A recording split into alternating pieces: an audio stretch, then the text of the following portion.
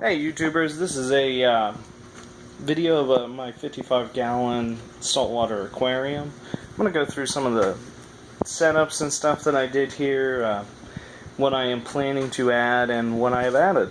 I'm trying to get the tank to cycle. This thing's been up for about a month now. I can't, it's went through its ammonia spikes. Nitrite and then my nitrate, they're actually pretty stable now.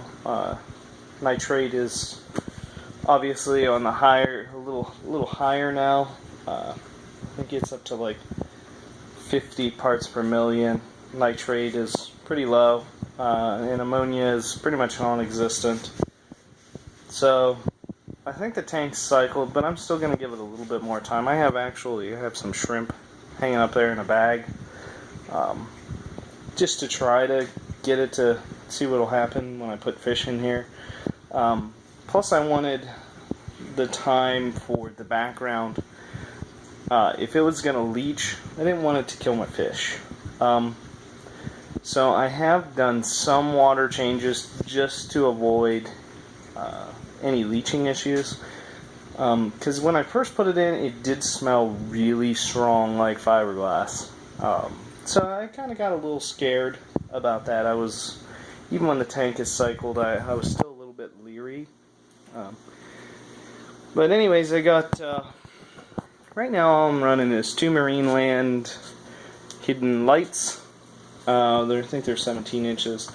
And actually, you know, my wife and my kid really wanted this aquarium gravel that had the green and the orange and the pink, and it's really cool. I don't know if I can get it to do it on this video, but the two of them, I couldn't get them to stop whining about it, because they were like, it just looks too bland. But I don't know if you can actually see it, but it's actually really cool because it glows underneath the blue lights. So that's kind of neat. Yeah, I actually enjoy it. I know that it adds a little bit of character to the tank, not natural surroundings or anything, but I don't really care. My kid and my wife wanted it, so. And the background, of course I custom built it, and this is actually half of a piece of 6-inch pipe, and the other one is a quarter, and another quarter off the 6-inch pipe. And then I just cut out some holes in it, and did all my foam and stuff like that, and my fiberglass. And of course I got base rock in there as well. And you can kind of see where the gray is. You can see it real good where the overflow box is. It actually, the gray, but I'm not going to cover that up because eventually it'll be covered up with coralline algae and all sorts of different algae. And you can see the green from the 6-inch pipe, but again, it'll be covered up. I'm not too worried about it once it takes on life. And then, of course, you have the light controls here. Now, you can see that it's really clear, but the only thing is that it looks even kind of cloudy is because of all the micro bubbles that filter is kicking out.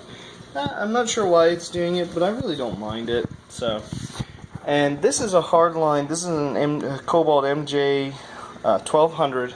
This is hard line, just piped back in there, and we'll look at that later. But these are the 2 canister filters: intake and output,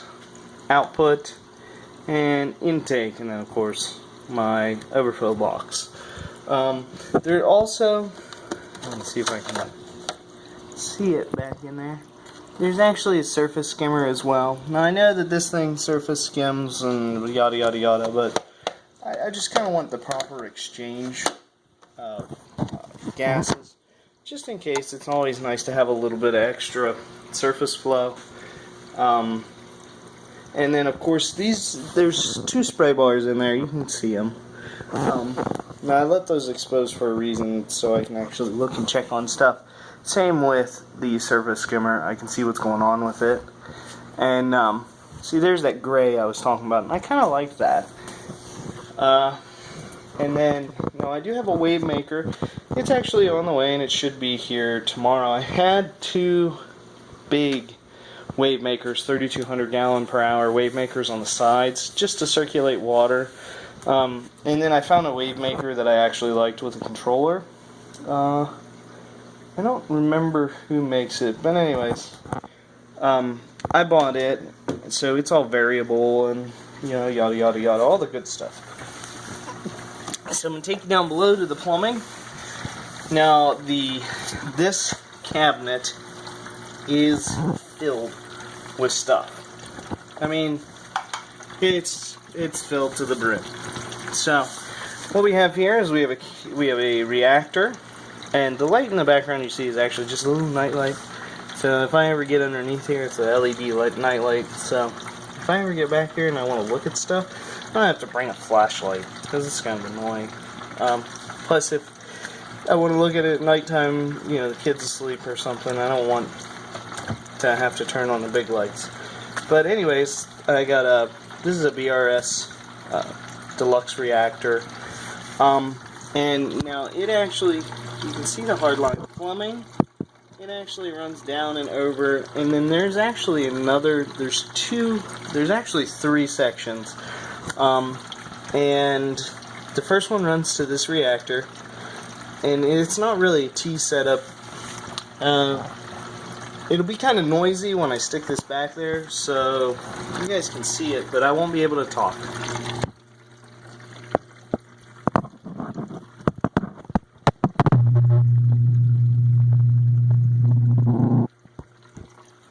Okay, now that ball valve you saw actually runs to this hose. So all I have to do is just turn off all the pumps, and this one, the MJ20, is actually connected straight to my GFI, or my GFCI plug-in. There's two power strips, and there's one, and then there's another one way over there. And then there's actually a GFCI plug-in on the plug itself. I'll show you guys that.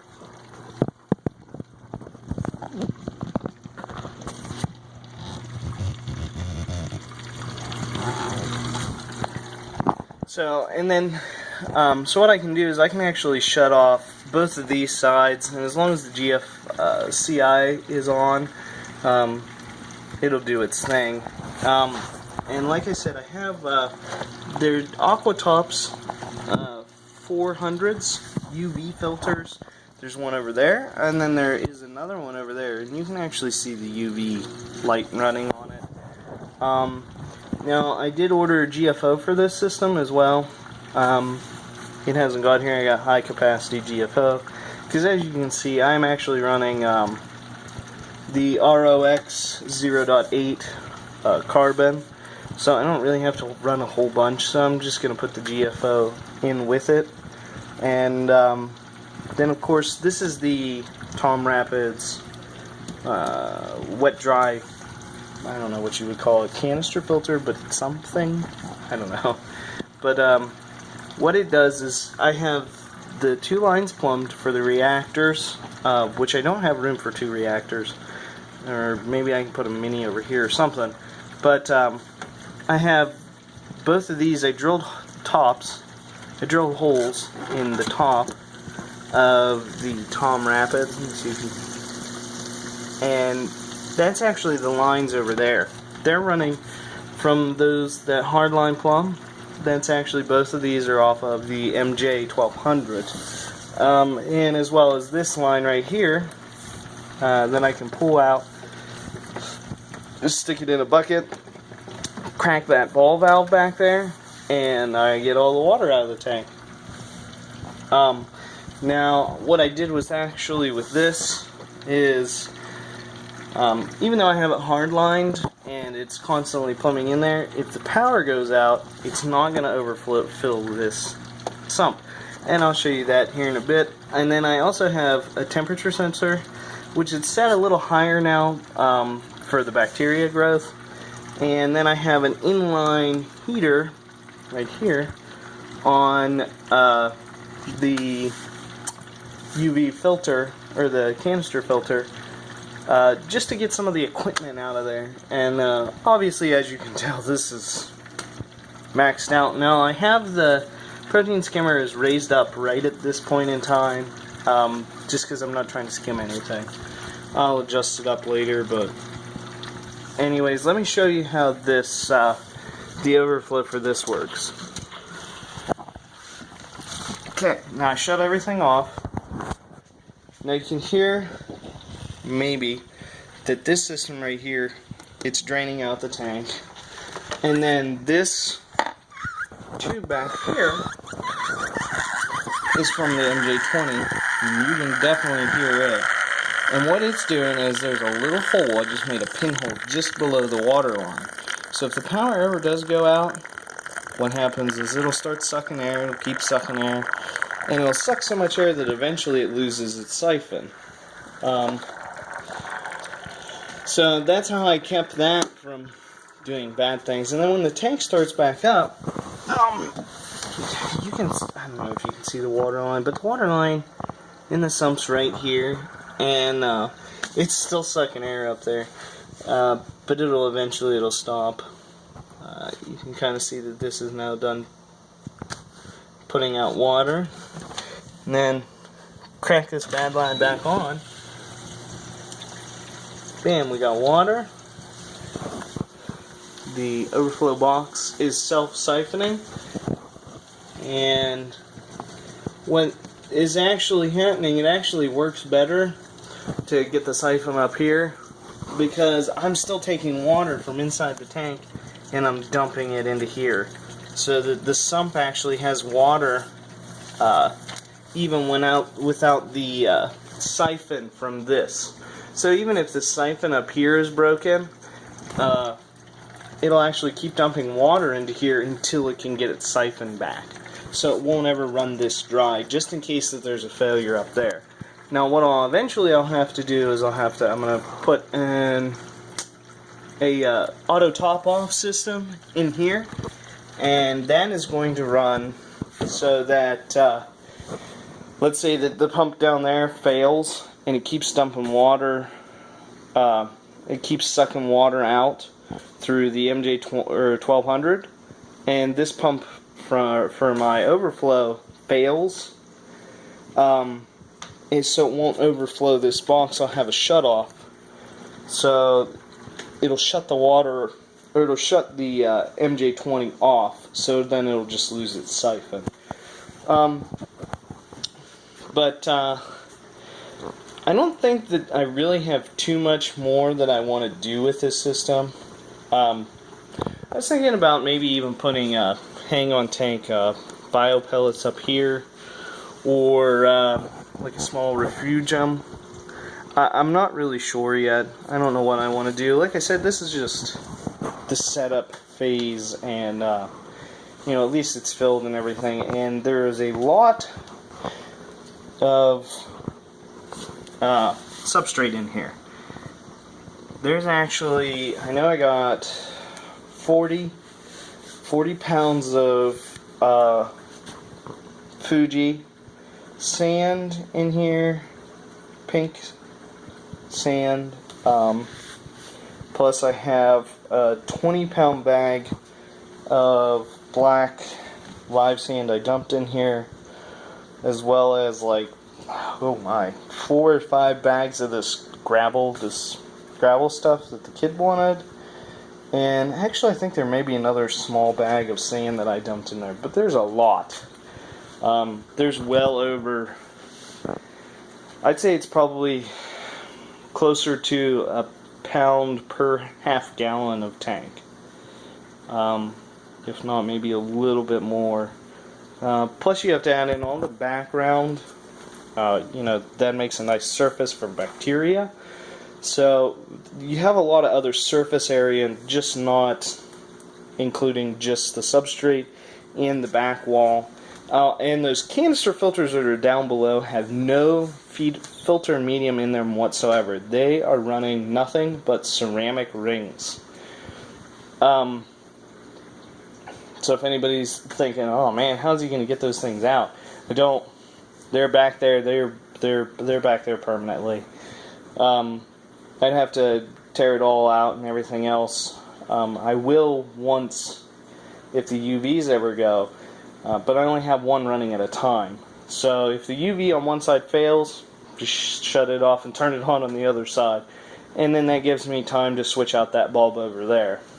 So there's a lot of safety features and stuff in this tank that I've been doing that I really like this setup. I don't know if it really needs anything else, but if anybody has any kind of opinion on maybe if I should add something or if I should take something away, I'm really not going to be offended. You could tell me that I was stupid for any of this filtration stuff, and I would. I mean, criticism is always welcomed. So, yeah, and you know, I'd really just like some feedback. Just see what everybody else's reefing experiences and aquarium experience. See, there's that hole I was telling you about. It's actually blowing water. It's putting out some water up here, but I'm really not losing a whole bunch of, you know, pumping just from that. Maybe 10 gallons per hour, maybe, if that. So, wow, it took forever to focus. But yeah, just give me your feedback. Tell me what you guys think. Tell me what I should add, subtract. I did also, if anybody ever thinks about doing this background stuff, I had a bunch of lifting problems with it. If you see, that's actually a highlighter cap. And I used it because this side kept it lifted up really, really bad. And so I actually put it on there just to keep it down. Oh, this tank is also, like I said before, it's a GF CI protected, as well as it has a grounding cable hooked up to it. And then it also, I'll show you the grounding cable. That's the grounding probe right there. So just in case, I don't want any of my feces getting shocked when they are in here. Oops. And then I also, here's the temperature probe. It's right there. So it'll regulate the temperature. Like I said, if there's ever a failure on the heater itself, it'll shut the whole system down. Which is great, because I would rather it get cold in here. This house is set at like 74 degrees. So I'd rather it get a little cooler than fry everything in my tank. That'd be great. So that also has the fail-safe. Like I said, I'm going to get the auto top-off fail-safe, and I'm going to actually run an auto top-off system on this tank as well. I don't know if I'm going to go with the Tom Rapids system or not, because the hose looks a little short, and as you can tell, I'm going to have to run it outside the cabinet. So I'm not sure what I'm going to do, and with that, oh, and as for refills, this is my refill tube. It actually just sits right in here, something like that, and then the hose, obviously you would connect it to a pump, and that's, now why I didn't run it straight down is because I didn't want it to like just splash and, oh man, they got all sorts of stuff on the glass, but I didn't want it to splash and disturb the substrate too bad.